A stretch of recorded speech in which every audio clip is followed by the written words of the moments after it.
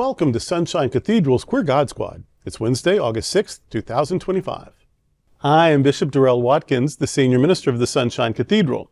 With me today are Bishop Robert Griffin, Reverend Dr. Ann Atwell, and Reverend Kevin Tisdall. We are the Queer God Squad. Visit sunshinecathedral.org to learn more about us. Queer God Squad was created by Hotspots Happening Out to support our mission to explore the value of faith in the LGBTQ community. There is no streaming TV show like this in the entire world. In 2025, we are celebrating the 40th anniversary of Hotspots magazine, the 5th anniversary of Queer News Tonight, with nearly 10,000 stories and 10 million views in 2024. We produced the 25th anniversary of the Stonewall Pride Parade and Festival on June 14th. Pride fed Diversity Pride in August and Pride Fort Lauderdale next February. We are the largest nonprofit LGBTQ media organization in America, and we encourage you to support our mission to inform, entertain, and educate our community and allies. This is the Sunshine Cathedral perspective. Before Stonewall, the rise of Homophile Movement.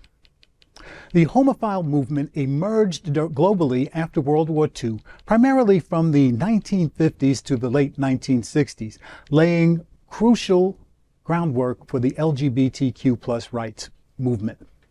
Organizations like the Mattachine Society and the Daughters of Bilitis in the U.S. sought to cultivate a sense of community and dignity among sexual minorities. Key figures like Harry Hay, Del Martin, and Phyllis Lyon advocated for acceptance, often through educational efforts and by emphasizing the wholesome aspects of same-sex relationships rather than overt political confrontation. Their goals included challenging discriminatory laws and providing social networks through publications like One Magazine.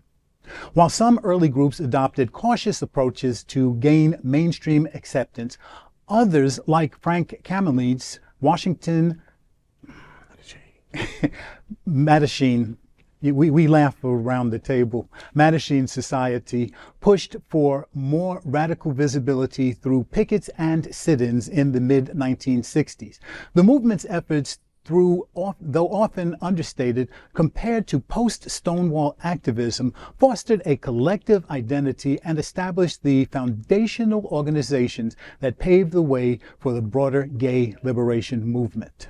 And that's the story, isn't it? That we build on what others have done before us. If it weren't for such organizations that we've discussed here at this table, we wouldn't be able to say that there is a Sunshine Cathedral even. Mm-hmm. There has to be a starting point. There have to be people who are brave enough to step away from the mainstream and say that I am perfect the way I am. This is how God created me. This is how I will be. And I will be forever grateful to all of those people upon whose shoulders I stand. Mm-hmm. And I do hope that there will be groups behind me that stand on my shoulders. I worked with a youth group for a while in the late teens and early 20s before COVID. I learned so much from those young people. Yeah. And it was interesting that when we had conversations, some of them actually stopped what they were saying to listen to my history and how I got to where I was, for them to realize, oh, we do have an elder in the room. Mm-hmm. And from that elder, we can gain a little sense of self and push ourselves a little bit further. And I'll tell you something else. Those kids, they will never go back. They will never allow society to marginalize them. So as much as they got from me, I got even more strength from them. Thank goodness. I know that these people in the 50s, a lot of times there'd be some people wanted to march with signs, be disruptive. Other people wanted to show up in their ties and suits and have backroom talks with people. And there was a clash of ideas. And I try not to be too critical of any, because it takes it all. Yeah. I'm not one, for let's have tea and talk it over, and by the end you're still insulting me, and I'm like, well, let's meet again. Thank God for those who can do that. They're called diplomats, and that's not me. I wish I were. I really do, but I'm not. And by almost 60, I've accepted that. This is probably who I'm going to be. So, but thank God for them. And I'm way more influenced, by Quentin Crisp, Harvey Firestein, Troy Perry, Larry Kramer, Sylvester, who without even saying anything just was in your face about, I'm Sylvester, who had also been part of the Cockettes. And then, of course, there were the Cockettes and the Sisters of Perpetual Indulgence. And these are my heroes. And so God bless them. And so my struggle is for the more subdued people to try to shut up those, and then also for those people to look down on the more subdued people. It takes it all, y'all. Yeah, it does. And so when you're like, oh, how dare you use all of these wacky words like pansexual and queer and questioning and two-spirit and what does that even mean, blah, blah, blah. Rest, Mary. It takes it all. Yeah. You can wear your tie and go to your meeting and have your little fundraisers, and we need that. Yeah. And we need this. So that's what my dilemma is, that it's not which one is better. It's which one is true for you. Get in that and be part of that, because we need it all. So thank God for the Homophile Movement. It did what it did. I hope I would have been in the more sort of pushy wing of that. I certainly, post-Homophile Movement, have been in the more pushy. I was Queer Nation, ACT UP and Queer Nation. Yeah. That was my youth. Was ACT UP and Queer Nation. And I'm still pretty ACT UP and Queer Nation, much to the chagrin of some homophile type people still around. But we need it all. We've always needed it all. So do you, and let the next activist do her, because we need it all. You're absolutely right, Bishop. I actually just listened to LGBTQ Archives. Has a lot of oral history out there. And you can listen to this at your leisure. And I listened to one just recently within the last few weeks by Barbara Giddings. And she is one of the women that if you saw the picture where people were carrying the signs in Washington, D.C., she was the very first one. And she said that there was such a discussion, a real disagreement between she and Frank Kameny and some of the others about the clothing that they would wear. Because some wanted, very proper. The women wear dresses and heels and stockings. The men wear suits versus the clothing that they were most comfortable in. And they really felt to be taken seriously, they had to wear these gender conforming types of clothing. Exactly. But it takes everybody. Thank God for them, though. It really does. It takes that, thank God for what they did, and thank God for Queer Nation and ACT UP, because we certainly wouldn't be where we're at without everything. And we wouldn't even have them without the homophiles. That's right. Because I pastored from the pulpit. I'm going to say what I want to say. I don't think I'm like too crazy or rude about it, but I'm also not going to hold back or sugarcoat very much. Well, I've always been that way. Well, the pulpit I was in Fort Worth, Texas, where I'm me. In fact, I was younger me then, so I was not even as smoothly polished. You know what I'm saying? It was a church that had originally been a Church of Christ, not United Church of Christ, but Church of Christ, super fundamentalist in the South and Midwest, part of the Campbellite movement, very just fundamentalist, really. That church was for sale. This group of queers wanted to buy this church and did.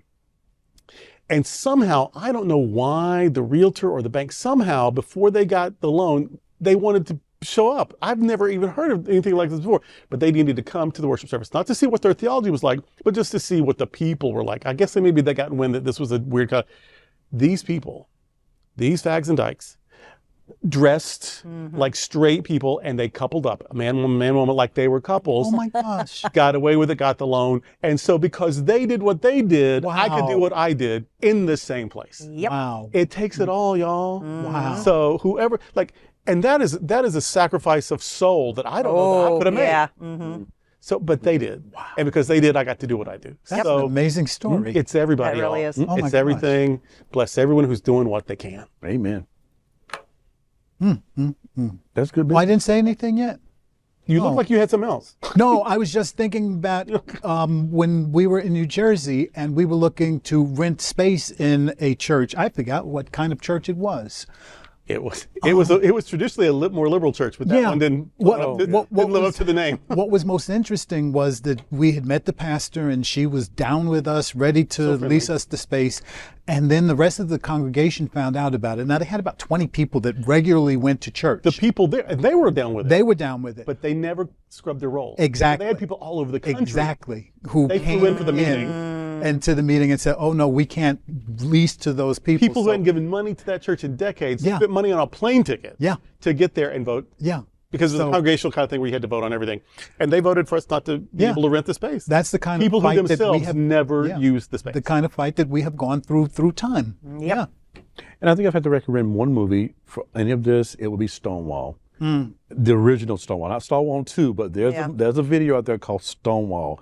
And when you were talking, Dr. I was visioning that movie and those scenes, and it's called Stonewall. So if you get the original Stonewall movie, you will see a lot of these folks and these names and the things that these folks went through in that particular movie. So it's documented, it's out there, you can watch it. Love Frank, hate Frank, but anyway, they did what they had to do, and it's a part of our history, you know. And we needed it. Harry was a wild character, but thank God for Harry. All of them was out there doing what they felt they had to do to get us from where we were. MCC 1966 and 1968, and then we just kind of went on from there. That's kind of where it begins for me, is knowing that bit of our history and how it all kind of dovetails in and backs into that. So there you go. All right. Yeah, I mean, I would like to believe that if I was Stonewall, I would have thrown a brick, but before there was brick throwing, somebody showed up in a tie to meet with a banker. That's amazing. All. I love that. We need it all. Yeah. And that's today with the Queer God Squad.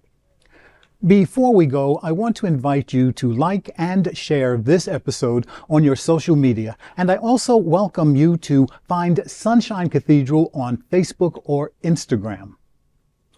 You can also like our bishops' pages on Facebook. My page is Bishop Robert Griffin, D-Men, and Darrell's is Bishop Darrell Watkins, D-Men. We're also on TikTok. Remember to visit sunshinecathedral.org frequently. There you will also find Bishop Talk, where Bishop Darrell and I interview queer religious leaders, activists, and scholars. We've also added a weekly lectionary discussion that you can find on the website and on the social medias. Thank you for joining the Queer God Squad today. We are here daily at 3 p.m. to have some fun and to discuss what our LGBTQ community is talking about. Sunshine Cathedral is the world's leading progressive queer church. Progressive, queer, and God are words that naturally should go together. Remember that we are all in this together, and also remember, you are God's miracle, not God's mistake. Until next time, we are the Queer God Squad. Bye.